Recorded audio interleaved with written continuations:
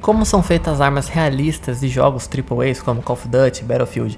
Nesse vídeo aqui eu vou te mostrar como eu criei essa arma realista e todo o processo por trás, desde a aquisição de referências, modelagem, texturização, modificações que eu fiz por todo esse percurso até a finalização dela no Unreal Engine 5. Então fica nesse vídeo que tem um conteúdo bem legal esperando você. Então bora lá. Eu quero iniciar o vídeo falando sobre os maiores desafios que eu tinha quando iniciei essa jornada. Não tenho uma noção nenhuma de rigging e animação para armas realistas e também não tinha uma noção muito boa assim para texturização, para fazer a pintura dela. O nosso principal ponto de partida aqui são as referências, por onde tudo começa. Esse vídeo é para você que é desenvolvedor ou para você que é só curioso e gosta de saber como que funciona esse mundo de games e os bastidores de desenvolvimento de jogos. Para quem já é da área, sabe que usar referências é fundamental, ou concept art. A diferença entre as duas, a concept art é algo que você tem que seguir à risca e a referência é só uma imagem de inspiração para você. Quando eu comecei a criar esse modelo, a minha referência principal era uma M4 mais comum, nada muito especial, nada muito bem definido, e eu tinha poucas referências também. Como eu precisava de mais referências, eu comecei a navegar no ArtStation e encontrei algumas imagens que seriam muito úteis para mim. Essa imagem era a M4 clássica padrão, da onde eu iniciaria o projeto. No entanto, eu não queria que ela fosse idêntica a um M4. Explorando mais, eu achei um artista que fez uma G30C muito diferente e muito legal. E navegando pelo portfólio dele, eu achei uma M4 que tinha os ângulos mais acentuados, como eu estava imaginando. No entanto, ainda era muito futurista para minha proposta. Foi aí que eu lembrei que o Call of Duty de 2019 tinha uma edição limitada de uma M4 chamada XRK, meio dourada, e ela tinha detalhes que eu tava procurando. E assim, essa XRK passou a ser a minha referência principal. Esclarecendo uma coisa aqui, o corpo da arma é dividido em duas partes. Na parte de cima, que é o Upper Receiver, e na parte de baixo, que é o Lower Receiver. Essas duas partes juntas formam o corpo de um AR-15. E eram essas duas peças que eu queria definir inicialmente para depois partir para as outras peças, outras partes. Foi aí que meu hobby poderia me auxiliar nessa criação do 3D. Eu gosto bastante de arma, apesar de não ter nenhuma arma de fogo e não poder estar inserido nesse mundo por questões de dinheiro principalmente e outros aí. Eu tô inserido no meio das Airsoft, porque eu gosto bastante. Por não ter acesso às armas de fogo, quando vou comprar uma Airsoft, eu dou preferência para as Hs e que são licenciadas. Só para você entender um pouquinho, é que essas armas, quando são licenciadas, possuem os detalhes idênticos aos das armas reais. E quando ela é Hs, elas possuem um mecanismo muito semelhante às da arma de fogo. Todo o mecanismo interno da arma e todo o funcionamento dela para você manusear essa Airsoft Hs são idênticos aos de uma arma real. É claro que uma Airsoft Hs possui algumas válvulas e algumas pecinhas a mais por conta do gás, quanto o mecanismo e a estrutura das peças de uma arma de fogo é muito mais simplificado. Pessoal, alguns dos equipamentos que eu vou mostrar nesse vídeo, que no caso é essa arma e essa, eu não tinha quando eu fiz a 5e, eu só tinha essa. Por conta disso, alguns erros, vamos dizer assim, eu acabei cometendo, que foram ajustados posteriormente também no modelo 3D. Mas o que eu quero dizer é que eu não conseguia ter uma visão geral, ou uma visão mais correta, e nem ter esse contato com esses itens que eu tô mostrando aqui no vídeo agora. O próximo item, no qual ter o modelo, né, da arma, ter o item de verdade na mão, ajudou bastante para eu compreender melhor essa peça, foi o Bolt Carrier, que é essa pecinha que vocês estão vendo aí agora. E essa peça para mim era um monstro de 7 cabeças, era muito complicada de se fazer. E eu precisei de algumas referências e alguns vídeos também para conseguir entender melhor o funcionamento dela e as partes que eu poderia fazer separado, que eu poderia não colocar no modelo, que ela precisava ter ali, porque ela representava um mecanismo por trás, né? Ali é uma peça que ela é crucial para o disparo, é ela que faz a arma ser automática, é ela que efetua o disparo realmente. Então tudo isso daí, ela também está interligada com o sistema de gás, que vai um pouco mais à frente do cano. Na M4 clássica, ela está acoplada com aquela mira de ferro que aparece na ponta, que também eu mudaria. Eu usaria um padrão um pouco mais parecido com o que é usado pela HK-M416. Então, por essas mudanças sutis que eu ia fazer, eu precisava entender um pouquinho se eu poderia fazer essa peça, esse Bolt Carrier, diferente ou não, ou o que eu poderia tirar para poder otimizar o modelo 3D e por aí vai. Então, todas as consultas me ajudaram bastante para poder fazer ele do jeito que eu fiz. Eu pretendo nos próximos modelos, que com certeza vão existir de ARs aqui, provavelmente um DMR, inspirado nesse modelo novo que eu tenho, que é o M110. Até esse momento do meu desenvolvimento, eu não tinha claro em mente como que ia ser o meu processo de criação de texturas, e muito menos se eu faria essa arma modular ou não.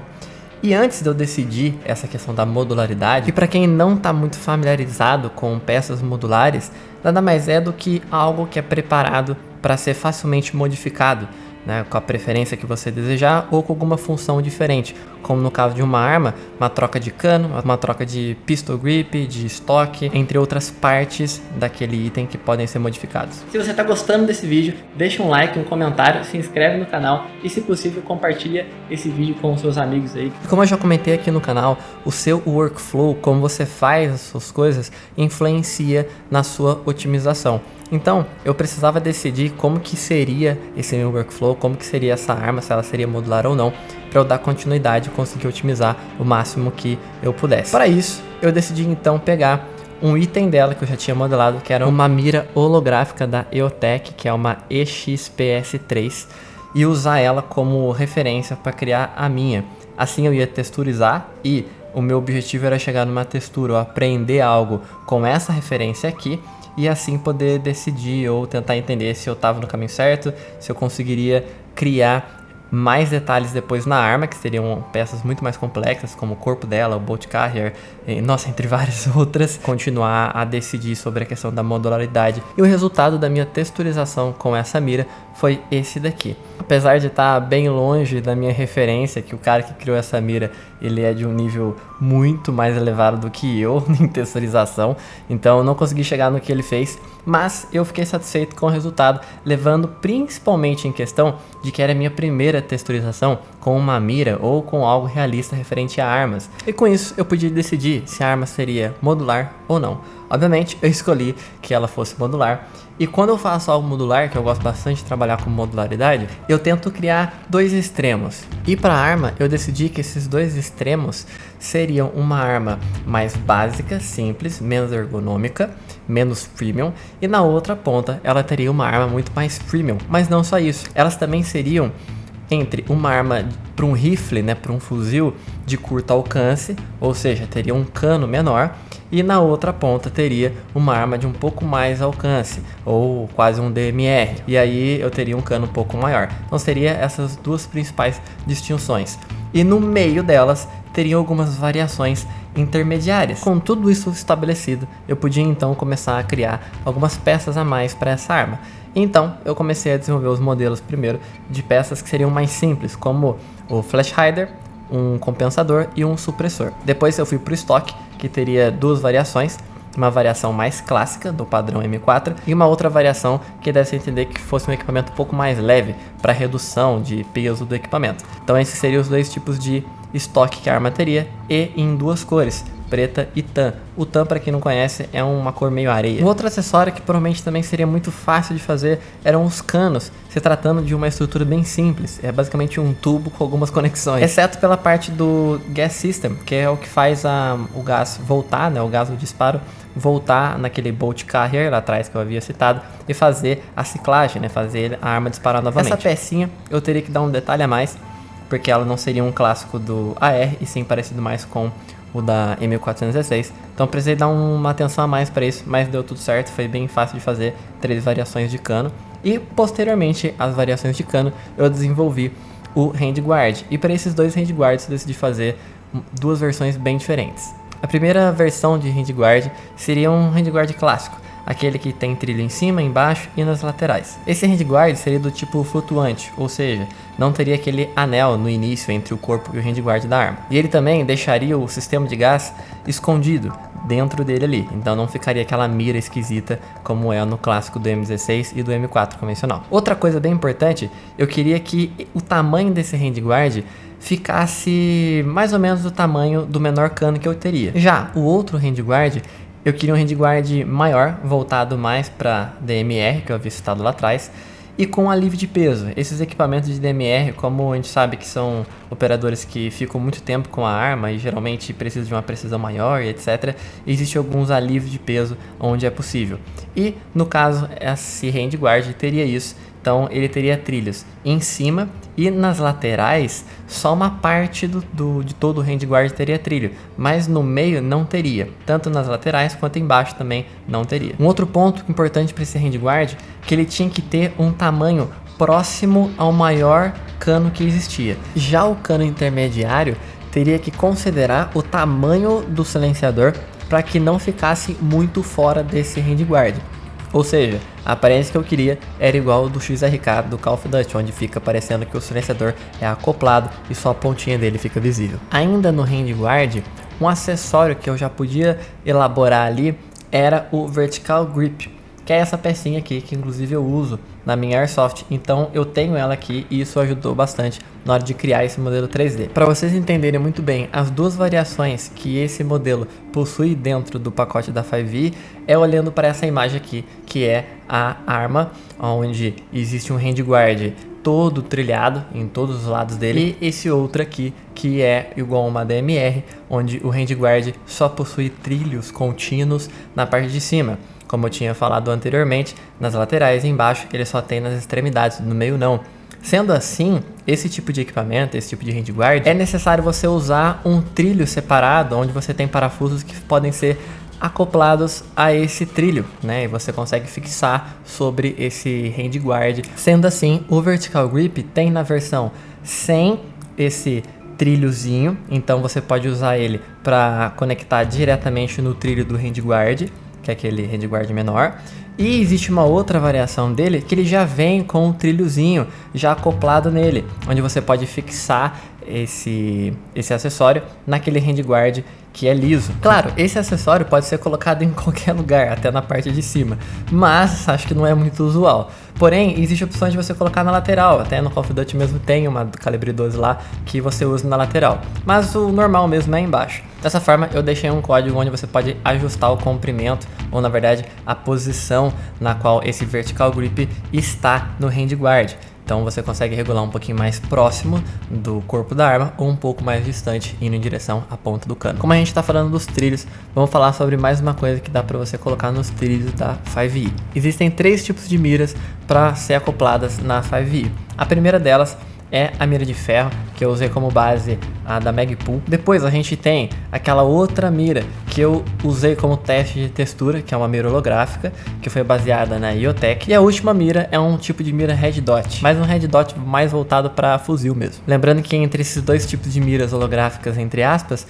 elas não possuem zoom, então é só o retículo mesmo para você ter uma visada melhor. Sobre referências e entender mais sobre essas miras, um canal muito legal que me ajudou muito para descobrir mais sobre essas coisas foi o canal do Paulo Royal, que fala tudo sobre questões militares, armas. Inclusive não foi o único vídeo que eu assisti dele, de compensadores, flash hiders, sobre o fuzil, carabina. Nossa, e muito conteúdo eu acabei descobrindo e entendendo mais graças ao conteúdo que tem lá no canal dele. E a última parte da arma, mas não menos importante, ou na verdade uma das mais importantes, é o magazine e a munição. Eu me inspirei nessa imagem para criar o magazine do estilo metálico e a munição. Então eu gostei muito dessa imagem, o render estava muito foda e a qualidade dessa munição também eu achei demais. Eu me inspirei muito para fazer isso daí e eu consegui esse resultado que vocês estão vendo aí. Então eu fiquei bem satisfeito. E claro, isso daí é tudo dentro da Unreal Engine 5. Além do mag de metal, eu também fiz o famoso PMag, né, que é um mag de polímero, muito comum também, usado pelas forças armadas. E ele foi bem legal de fazer, principalmente na parte de texturização. Eu quero começar com o corpo da M4. Nessa imagem a gente consegue perceber que a própria textura, o próprio metal já possui um certo detalhe. O que eu estou querendo dizer? Elimina os arranhões, as manchas, as diferenças de roughness e brilho que a gente pode visualizar nessa imagem e procura observar dando um zoom apenas na aspereza e no detalhe do material. Igual se a gente olhar na parte de baixo aqui, que é de plástico, e na parte de cima, que é de metal.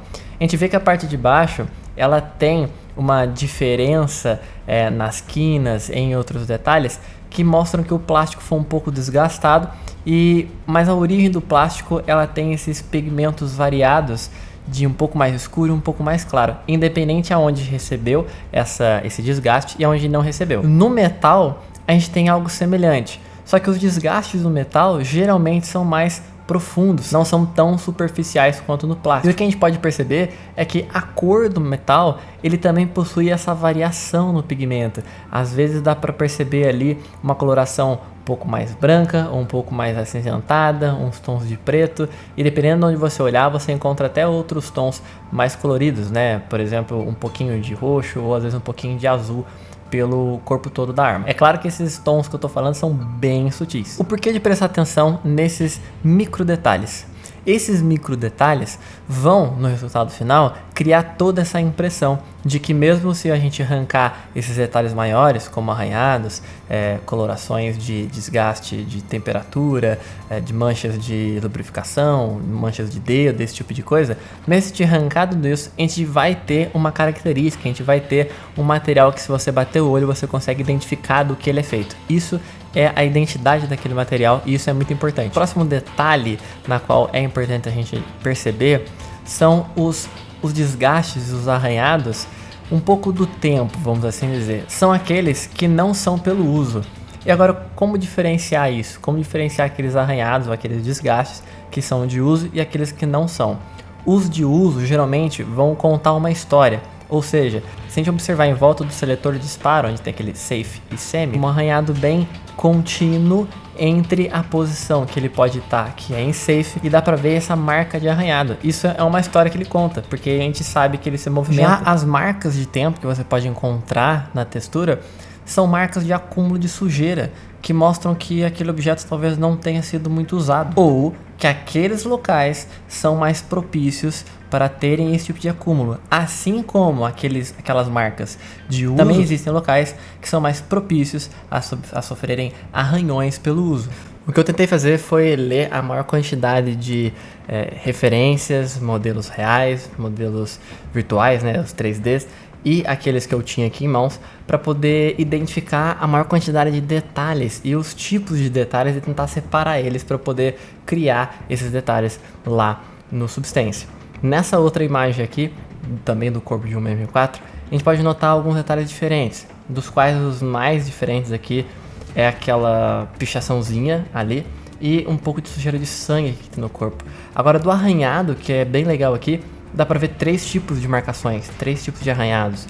Tem um arranhado ali perto do seletor, que ele não é tão profundo, mas ele também não é super superficial. Ele tem um pouco de marca ali, ele é até meio azulado, parece. Depois a gente tem esse próximo ali da marca Colt, que ele é bem mais profundo, ele é aquele que descascou realmente a pintura e deixou no metal. E o terceiro arranhado no upper do fuzil, dá pra perceber que ele é um intermédio desses outros dois, sendo ali um arranhado um pouco mais desbotado, dá até pra ver que ele é um pouco cinza, mas ele não chega a arrancar totalmente a pintura e nem ficar um arranhado igual o outro. O outro modelo que eu analisei foi aquela mira da EOTech, e ela é um modelo 3D também, e dá pra notar alguns detalhes bem interessantes, como logo acima dela a gente tem uma diferença bem sutil de cor e talvez de brilho. Isso aqui provavelmente é uma marca de brilho e por isso ela parece ser uma diferença de cor, mas isso aqui provavelmente você alcançaria apenas com alguns ângulos que você estaria vendo esse objeto e a iluminação, que são essas manchas sutis um pouco mais escuras em alguns lugares ali e até aquela marquinha de dedo, parece uma digital. Outro detalhe interessante é esses pontinhos brancos e esses pontinhos, essas sujeirinhas de terra são mais visíveis em alguns cantos do objeto ou em algumas partes que são um pouco mais profundas ali do metal, acumula essa sujeira. Então são detalhes que é legal a gente perceber. Agora, um tipo de detalhe muito importante que você tem que considerar é a utilização daquele 3D que você está criando, daquele equipamento que você está criando.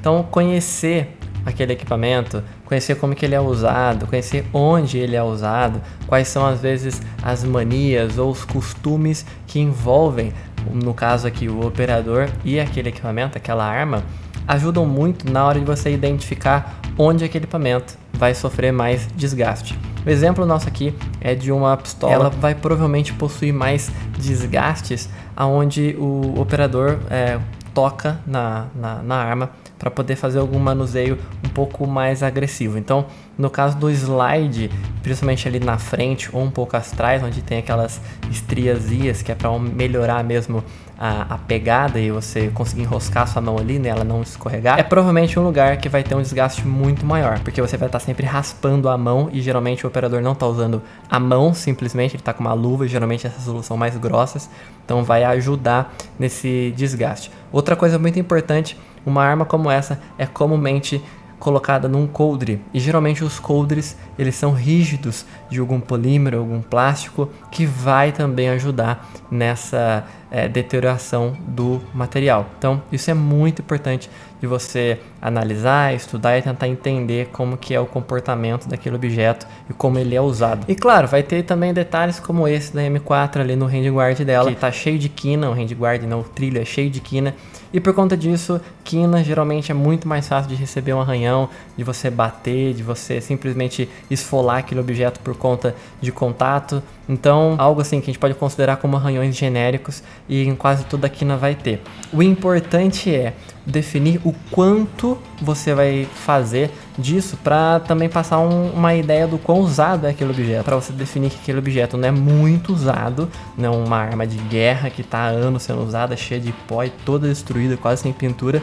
E na verdade talvez uma arma de um uso mais policial, de um dia a dia, uma arma mais nova, acaba tendo um cuidado maior e algo do tipo. Agora que terminamos a parte de texturização da nossa arma, vamos para a parte de rigging e começar a dar um pouco de vida para a nossa 5e. Inicialmente o esqueleto da 5e funcionaria assim. Eu teria ossos na parte do corpo para poder acionar todos os botões, todas as teclas que existiam no corpo que possuem movimentos na vida real, e também em outras partes. Por exemplo, o estoque, o pistol grip, porque ali é onde a pessoa pega, seria mais ou menos o rig, o osso, para localização de posição da mão do personagem. E também ossos para o handguard, o cano e o magazine. As outras partes, como mira, flash hider, esses itens eu não precisava colocar bones, porque eles não teriam nenhum tipo de movimento. E eles estariam sendo acoplados por meio de um socket dentro da Unreal, nesses itens que já possuíam algum bone, então eu descartava a necessidade de ter ossos ali. No entanto, com o tempo se passando e eu vendo que daquela arma eu provavelmente criaria outras e transformaria isso num grande pacote, eu comecei a perceber que se eu fizesse outras armas com outros acessórios ou partes, por exemplo, estoque e handguard, que são comumente intercambiáveis entre até tipos diferentes de arma, por exemplo, uma AK poderia aceitar um estoque do tipo M4, só que para isso acontecer e principalmente para isso dar certo de forma otimizada, eu não poderia carregar os ossos de uma arma, por exemplo, de uma M4 no estoque, para o estoque que eu colocaria lá na AK. Não daria certo. Apesar de até conseguir fazer isso, poderia gerar conflitos de ossos e o pior, ficaria muito mal otimizado. A forma que eu fiz para solucionar isso foi deixar os bones exclusivamente para o corpo da arma e para o magazine. Todos os itens que se mexem no corpo têm um osso pequenininho específico para fazer a movimentação dele. Enquanto todas as outras partes eu descartei a necessidade de rigging. Então o cano, o pistol grip e o handguard, que antigamente tinham ossos, agora não tem. Eles também são static meshes e por isso são mais otimizados e por isso também são compatíveis com outras armas. Com tudo isso em mãos, eu podia agora começar a criar as BPs, mas antes disso, as animações. Para criar as animações, eu usei o Blender, como tudo que eu tô fazendo aqui, eu usava o Blender. Eu não tinha muita noção de animação, então a animação para mim seria um desafio. Eu comecei a ver alguns vídeos aí pelo YouTube e consegui aprender o necessário para criar as animações que eu precisava. Até porque as animações que eu precisava criar não eram muito complexas e eu não usaria o esqueleto do manequim da Unreal, pois as animações são apenas do corpo da arma. Animações para o gatilho, para o seletor de disparo, o botão para você apertar para poder tirar o magazine, o drop do magazine, a inserção do magazine, a munição sendo colocada no cano, o bolt carry sendo movimentado para trás e para frente no disparo para movimentar a munição também, e também o charge handle que é movido para trás para poder puxar todo o grupo do bolt carry e engatilhar uma nova munição. Também tínhamos o botão de liberação do bolt carry quando ele fica aberto após o magazine estar vazio. Pontuando que a animação de gatilho precisava de duas, uma na qual o operador só dava um clique, ou seja, ele só efetuava um disparo em semi, e a outra na qual ele pressionava o gatilho e permanecia assim para efetuar um disparo automático. Modelo pronto, texturas prontas, rigging pronto, animações prontas. Agora é só fazer a mágica acontecer. Mas antes, a gente precisa só preparar esse pozinho mágico que se chama Blueprint para quem não conhece, e BP para os íntimos. Mas a questão aqui agora era como que eu ia colocar todas essas variações dentro da Unreal. Se eu simplesmente jogasse tudo lá dentro, não ia ficar legal, não ia ficar nada usual, nada prático. Então eu precisava criar uma blueprint na qual eu pudesse criar um código no Construction Script mesmo, e ali eu poder deixar aberto as variáveis para que as pessoas, ou até mesmo eu, quando fosse usar isso daqui, pudesse facilmente trocar pela mesh, pela variação ou pela cor que eu quisesse para cada um desses modelos ou para cada uma das variações dele. Então, um pouco de faz e refaz, eu cheguei naquilo que eu queria, que algumas coisas eram static meshes, então era variáveis abertas de static mesh, só aceitariam static meshes. Outras variáveis como mag, que só aceitavam skeleton mesh, e algumas variações eles aceitavam apenas cor. Por exemplo, o corpo, eu não tenho uma variação de mesh do corpo, então é apenas a cor que ela vai mudar de preta para inteira tan, ou uma mistura deles, onde o lower fica preto ou tan. Uma outra peça que também tinha esse atributo de apenas trocar de cor, as miras de ferro, entre aspas, né, que na verdade era a backup side, elas não trocam de modelo, elas trocam apenas de cor, e por isso a variável aberta dela era só de material. Assim como a variável, por exemplo, do dot, do red dot, ou daquela mira holográfica que tem nas outras duas, ela sim eu poderia trocar para vermelho, para azul ou para verde, e aí também tinha um material só para trocar essas opções. Falando sobre a backup sites, geralmente numa arma de fogo, quando a gente está usando elas, a gente só usa elas, e se caso você for usar uma outra mira, uma mira eletrônica, né, uma holographic sight, uma red dot ou prismática ou qualquer coisa de digital, você provavelmente vai remover elas. Ou essas mais modernas, como essa que eu fiz, ela simplesmente rebate, ou seja, você pressiona ela e ela cai para trás, ela deita. Mas aí entrava uma questão, eu precisava ter os modelos dessa mira, tanto elas de pé e elas deitada, porém elas são separadas, então a parte da frente e a parte de trás, elas não é uma static mesh só, porque o hand guard ele tem tamanho diferente, então eu precisava fazer com que a parte da frente mudasse de posição, ou seja, eu precisava de duas meshes diferentes.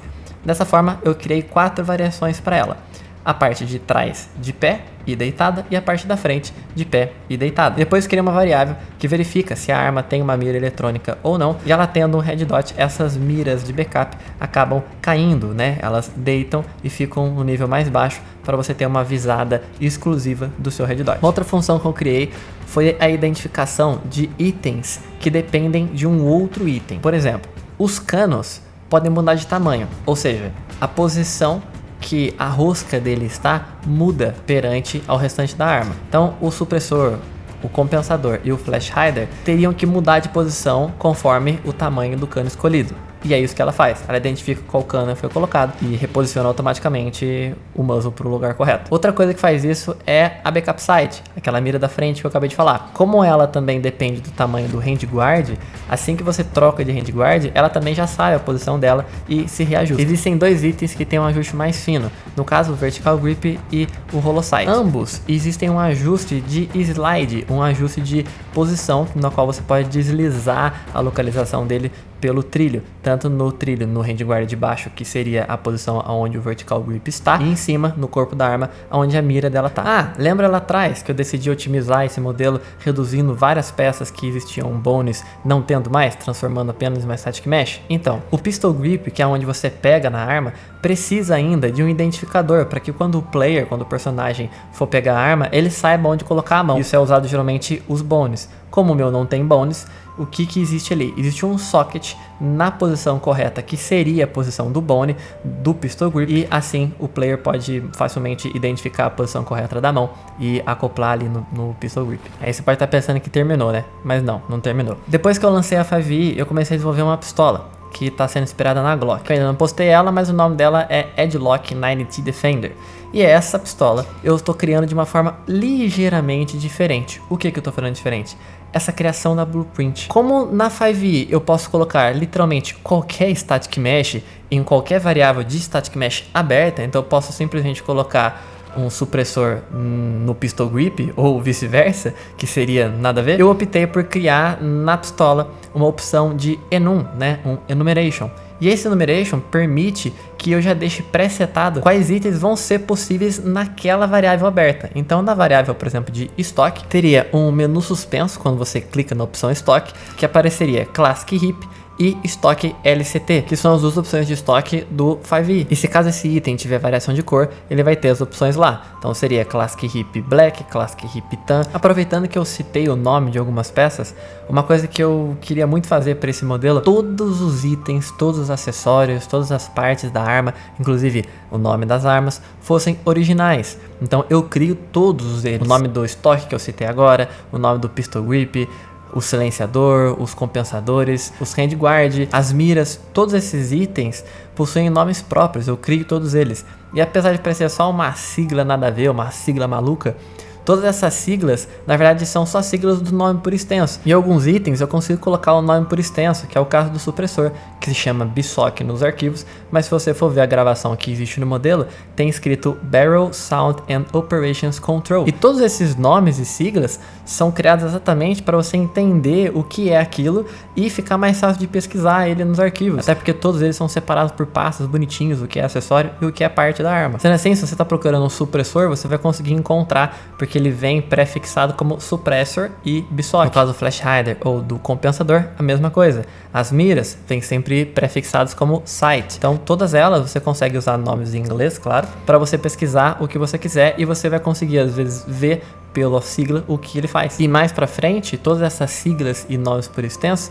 vão estar dentro do site da Six Sites. Aí se alguém tiver curiosidade ou quiser saber mais sobre, ou até mesmo indexar isso no jogo que você está criando, você pode acessar lá e descobrir todos os nomes que foram criados. E sem ter preocupação de que existe alguma IP, algum direito autoral restringindo aquele uso, ou que você tem que pagar royalties por isso. Você pode usar de forma totalmente livre. E depois de ter criado tudo isso, faltava agora eu criar algumas variações, deixar alguns presets prontos, até porque em questões de armas de fogo isso é muito comum. Então eu criei para ela a 5e A1 até a A5, sendo da A1 a mais basicona e para a A5 a mais ergonômica e tendo um alcance maior, sendo entre aspas aí uma DMR. E depois disso faltava criar um vídeo de apresentação para ela e tirar alguns prints de alta resolução. E foi aí que eu configurei o motor para poder utilizar ali, usar o Path Tracing, o Ray Tracing e o Lumen, tudo junto, tudo que podia usar para poder tirar uma qualidade legal das imagens e do vídeo. E quero também agradecer a todos que adquiriram a 5e e que deixaram um comentário, e os comentários de lá, tanto os brasileiros quanto os gringos, é um comentário mais legal que o outro. Então, muito obrigado a todos vocês. Infelizmente, o Marketplace não revela nem o nome, nem a localização que efetuaram a compra. Se você comprou alguma coisa da Iron Edge lá no Marketplace, deixa sua avaliação lá para eu saber que você é BR, ou vem aqui no canal também e deixa em algum lugar aqui, pô, eu comprei sua arma, tá lá, e o que você acha dela. Legal? Isso vai ser muito legal pra mim, e assim eu vou saber, mesmo que seja de uma forma pequenininha, contribuindo pro nosso mercado de desenvolvimento de games aqui no Brasil. Para finalizar esse vídeo, eu só vou pedir para você se inscrever, deixar seu comentário aí do que você achou desse conteúdo, e também se você puder, claro, comprar ela seria bom, mas não precisa. Se você puder simplesmente compartilhar esse vídeo para alcançar mais pessoas e a gente melhorar ou ajudar aí o nosso mercado de games crescer e a gente poder ter um destaque, isso seria bem legal. Então, novamente, um muito obrigado para você que chegou até aqui, que pode assistir esse vídeo até o final, e agradecer também ao Guilherme que disponibilizou a Airsoft dele para poder complementar as cenas desse vídeo. E se você quiser assistir o trailer da 5e na íntegra, é só você clicar no link que vai aparecer aqui para você. E até mais!